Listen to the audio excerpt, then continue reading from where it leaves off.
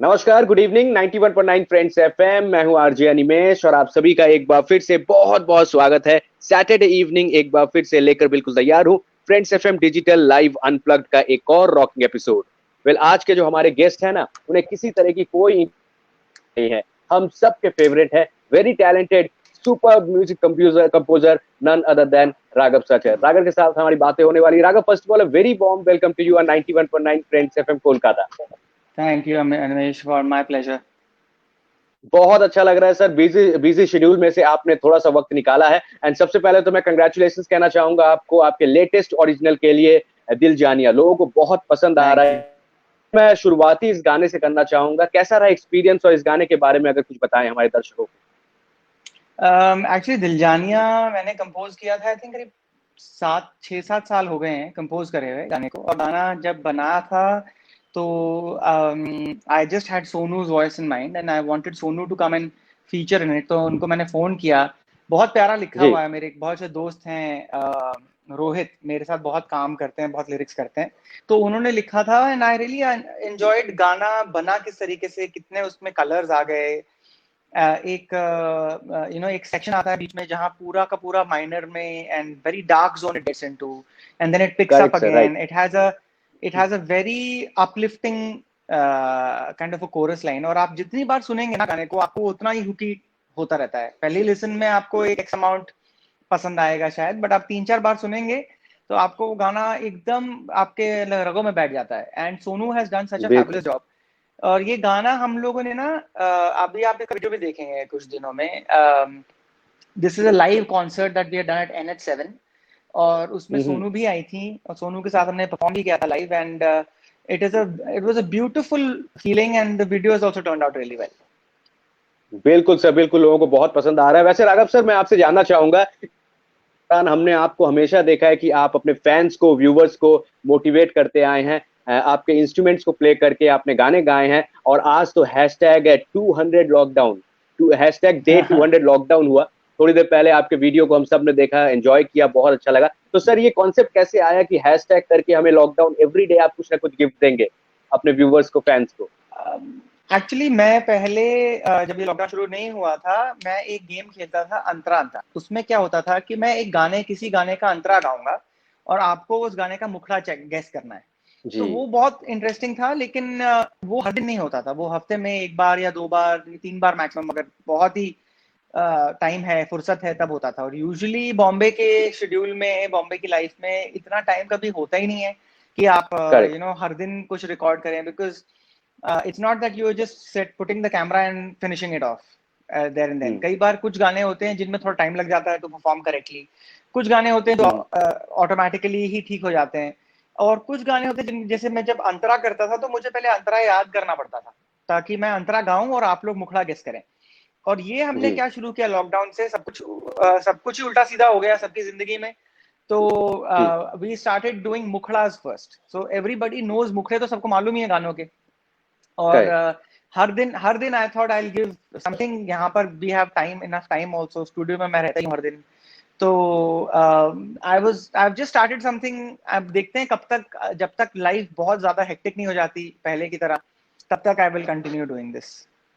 बिल्कुल सर, हम सबको बहुत अच्छा लग रहा है। राघव सर, मैं चाहूंगा कि आप इसी तरह से हम सबको कोई ना कोई नया नया गिफ्ट देते रहें। वैसे राघव सर, एक सवाल है। नॉर्मली हम जी। सेलिब्रिटी से जब मेरी इंटरव्यू होती है तो मैं उनसे पूछता हूँ कि सर, आप कितने इंस्ट्रूमेंट्स बजा लेते हैं। मैं आपसे ये पूछना चाहूंगा कि आप कितने इंस्ट्रूमेंट्स नहीं बजा सकते हैं, थोड़ा बता दीजिए सर।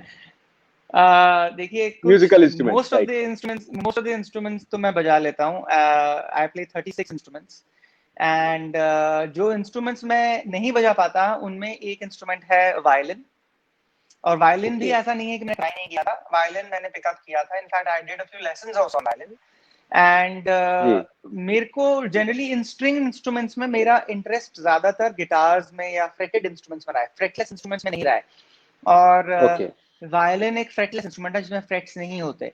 जो म्यूजिकली इंक्लाइंड लोग हैं उनको समझ आएगा मैं क्या बोल रहा हूँ। जी सर। और तबला, तबला एक बहुत ही प्यारा इंस्ट्रूमेंट है जो हमेशा बजाना चाहता था। लेकिन तबला एक सच अ कॉम्प्लिकेटेड इंस्ट्रूमेंट कि उसको उसको बजाने के लिए मैंने ज्यादा टाइम भी नहीं दिया।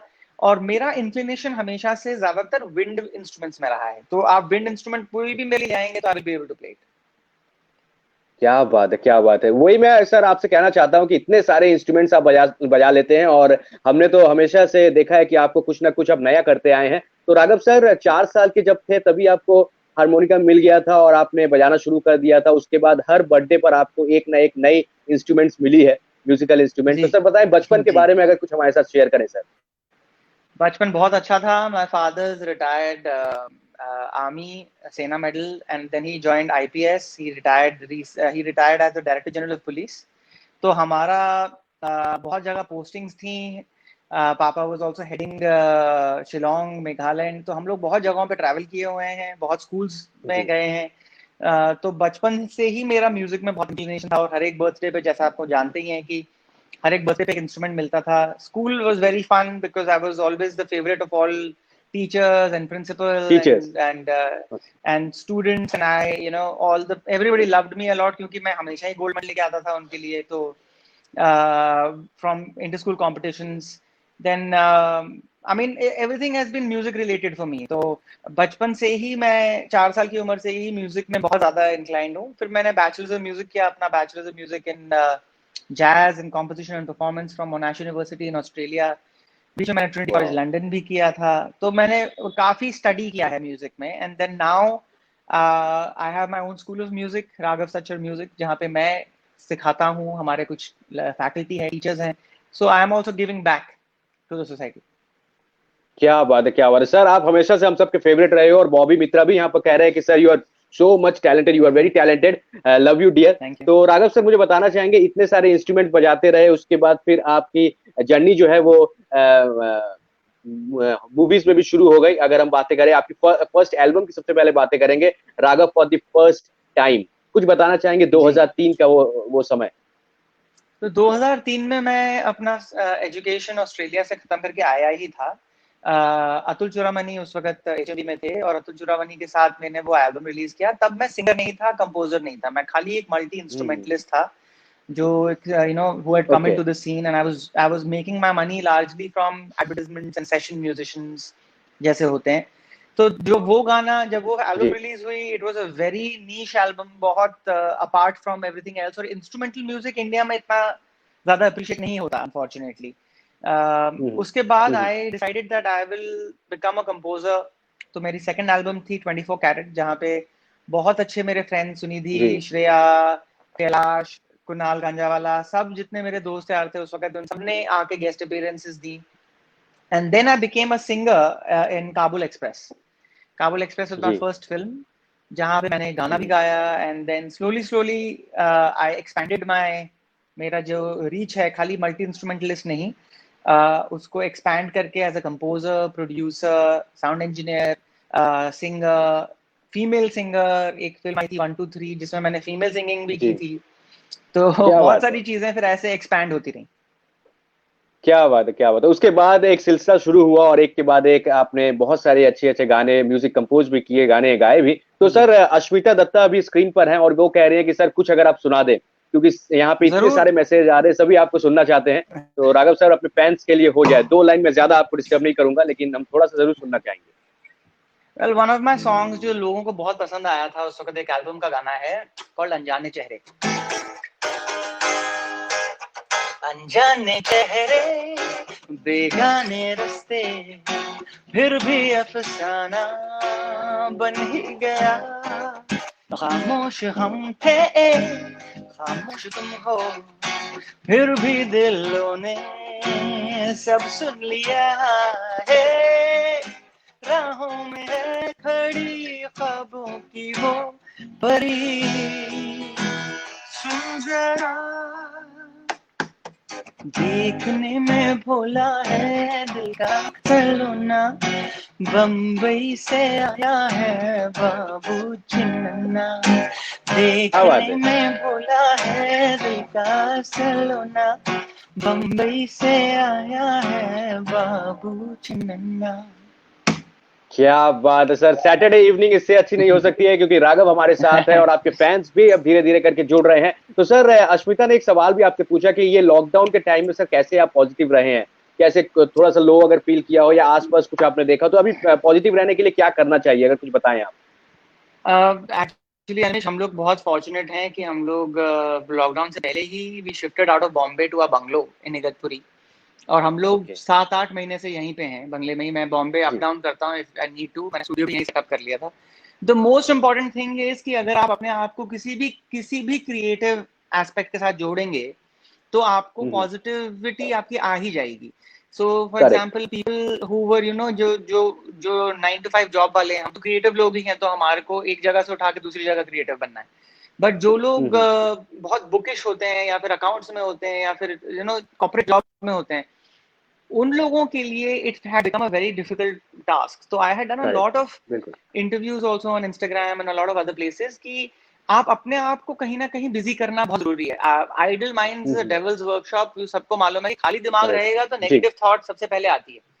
तो उसके लिए या तो आप पॉटरी करें, या आप म्यूजिक सीखें, या आप आज की डेट में तो सब कुछ अवेलेबल है, हर जगह अवेलेबल है। तो you can actually if you have a phone also, आप इंस्ट्रूमेंट सीख सकते हैं या इंस्ट्रूमेंट बजा सकते हैं। तो माय सजेशन इज दैट अपने आप को किसी ना किसी क्रिएटिव जगह पे, या पेंटिंग करें या कुकिंग करें, कोई भी चीज जो आपका जी। स्ट्रेस लेट आउट कर सके। बिल्कुल, ये बहुत ही ज़रूरी है, अपने आप को बिज़ी रखना बहुत ही ज़रूरी है।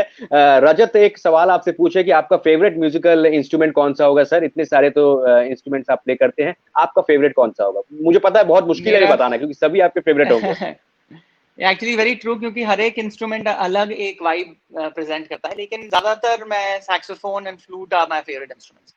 जी, जी। वो मुझे पता है सैक्सोफ़ोन के कारण भी आपको पहचाना जाता है। बहुत बहुत अच्छे से आप बजा लेते हैं, 2-3 इंस्ट्रूमेंट्स एक साथ आप प्ले कर सकते हैं, मैंने देखा भी है वीडियो। तो मुझे राघव सर एक बात बताइए कि सब कुछ शुरू हो गया, मूवीज़ में भी आपके म्यूज़िक कंपोज़ आपने करने लगे, उसके बाद हमने सलाम नमस्ते में देखा, परिणीता में देखा, साथ ही साथ धूम और कल हो ना हो तो है ही, काल भी है। तो सर एक के बाद एक वो आने लगे और म्यूज़िक आपके लोगों को बहुत पसंद आने लगे। तो आपको क्या लगता है कि एक अच्छे म्यूजिक कंपोजर और एक सिंगर की क्या पहचान होनी चाहिए? क्या-क्या क्वालिटीज़ होनी चाहिए उसमें? वेरी डिफिकल्ट क्वेश्चन अनिमेश, क्योंकि आज की डेट में कोई हार्ड एंड फास्ट रूल नहीं है। एक्चुअली म्यूजिक का ही कोई हार्ड एंड फास्ट रूल नहीं है, कोई बाउंड्री नहीं होती। करेक्ट। जो हम लोग बाउंड्री बना देते हैं वही बाउंड्री है कि it's like a creative field, you can not से कि दिस इज हुँ, राइट और this is wrong. Something which is completely wrong by the book could be absolutely right. तो राइट, बिल्कुल ऐसा सर। अनफॉर्चुनेटली कोई कोई ऐसी चीज नहीं है जो मैं बोलूं कि आप अपने आप को अपना हर दिन रियाज करेंगे तो आप सक्सेसफुल हो जाएंगे, या आप हर दिन। बेसिकली यही कुछ ग्राउंड रूल्स हैं कि practice makes a man perfect. अगर आप हुँ, अपने हुँ, हुनर को, किसी भी हुनर को टॉप पे ले जाना चाहते हैं, तो आपको प्रैक्टिस करना बहुत जरूरी है।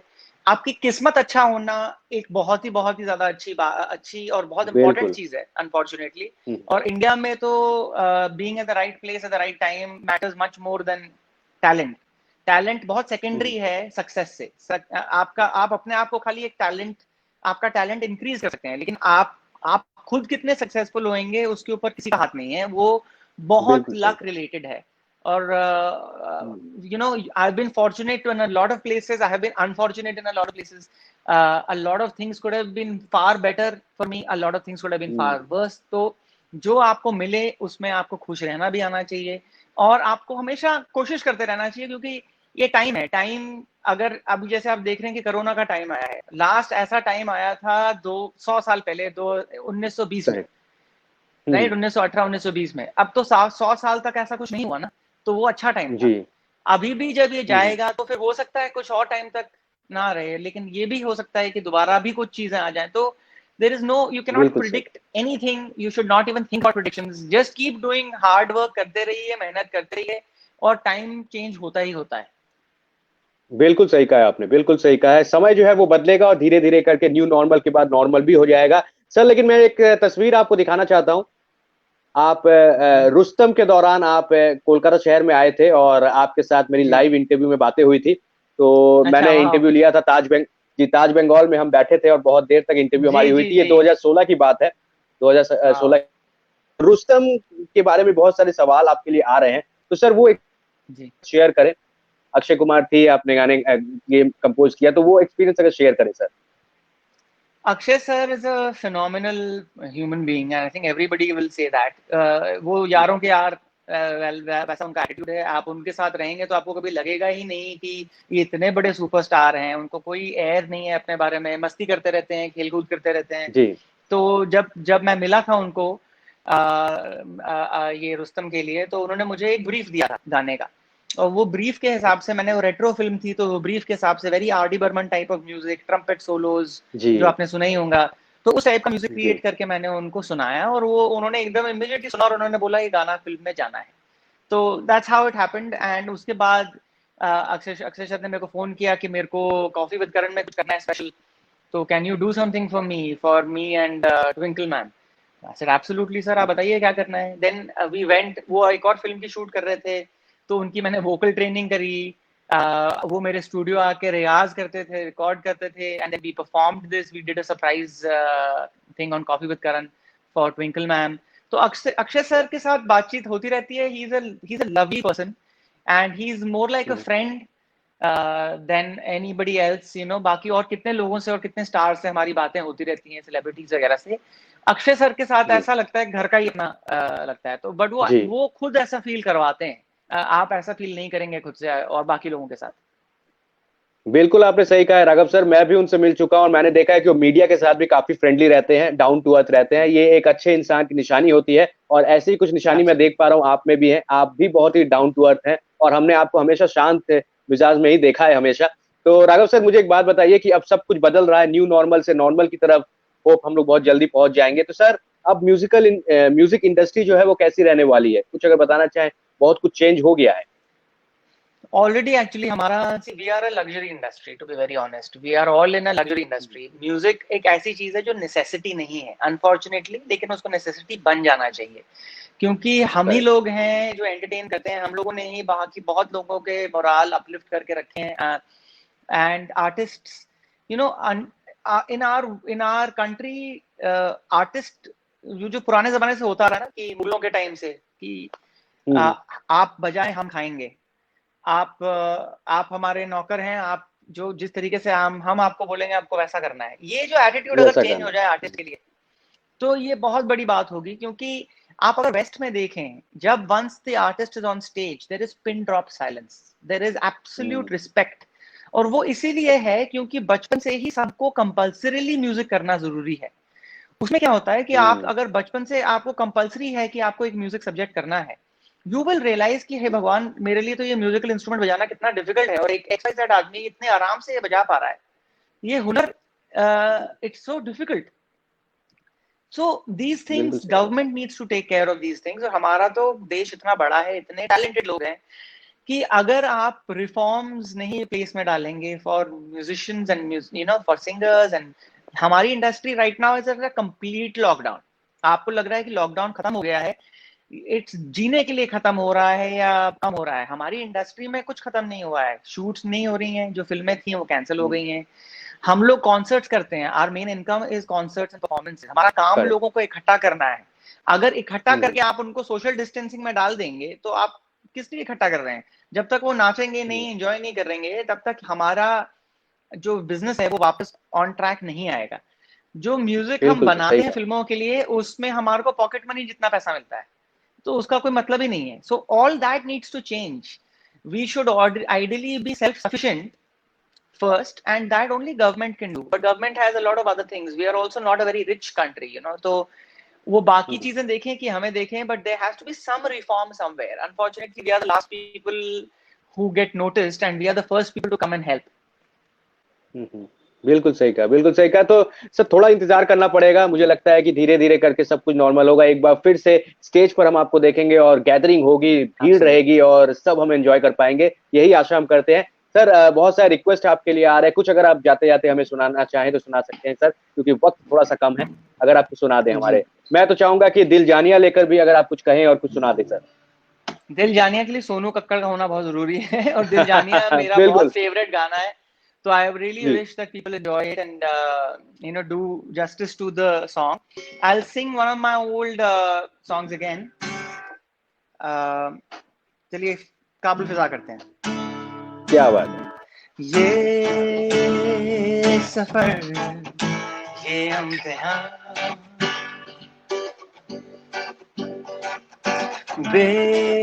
बेजुबान मेरी दास्तां, जीने का ये है फलसफा, गम भी खुशियों की सदा है यहाँ, जाने खुदा न जाने खुदा ये जो हुआ, क्या जाने खुदा, कोई सी है यहाँ सबकी दुआ, काबुल फिजा ये है काबुल फिजा। क्या बात है राघव सर, आपने हम सबका, अपने फैंस का और व्यूवर्स का, सबका दिल जीत लिया एक बार फिर से। सभी थोड़ा लो फील कर रहे थे, लेकिन जिस तरह से आपके लिए मैसेज आ रहे हैं, एक के बाद एक मैसेज आ रहे हैं, और ये मैं चाहूंगा कि आप भी इस इंटरव्यू के बाद इन मैसेज को पढ़ें। Thank you so much Raghav sir, हमारे साथ बातें करने के लिए, एक छोटा सा इंटरव्यू फ्रेंड्स एफएम को समय दिया, इसके लिए बहुत बहुत शुक्रिया। All the, my pleasure. Thank you so much. Thank you so much Raghav. Have a good one. बिल्कुल लाइव हमारे साथ none other than very talented music composer and singer Raghav Sachar. बातें हुई थी कि वो 20 देंगे और उन्होंने पूरा वादा निभाया। 20 मिनट्स अब 21 मिनट्स हो गया। Okay, thank you so much sir हमारे साथ बातें करने के लिए। आज हमारे साथ हमारे राघव सचर, उनके साथ हमारी बातें हुई, बहुत ही टैलेंटेड है, और जिस तरह से कमेंट ये भी पता चल रहा है कि आप सभी उनको बहुत प्यार करते हैं। ओके, ये था आज का friends FM digital live unplugged. कल देखना ना भूलिएगा, रविवार की शाम सितारों के नाम, शाम के 6 बजे, क्योंकि कुकिंग लेकर बातें होने वाली है, खाने पीने की बातें तो होनी। हमारे साथ होंगे सेलिब्रिटी शेफ रणबीर ब्रा, बहुत ही टैलेंटेड है और मेरे बहुत ही करीबी हैं, और उनके साथ हमारी बातें होगी कल रविवार की शाम सितारों के नाम में। आज के लिए बस इतना ही, अपना ख्याल रखिएगा। नेक्स्ट वीक एक और सेलिब्रिटी के साथ, एक और म्यूजिक कंपोजर सिंगर के साथ आपकी मुलाकात में कराऊंगा friends FM digital live unplug में। कैसा लगा ये शो जरूर मुझे बताइएगा, और इस वीडियो को जरूर शेयर कीजिए अगर आप राघव के फैन हैं तो। Thank you so much guys, all the best and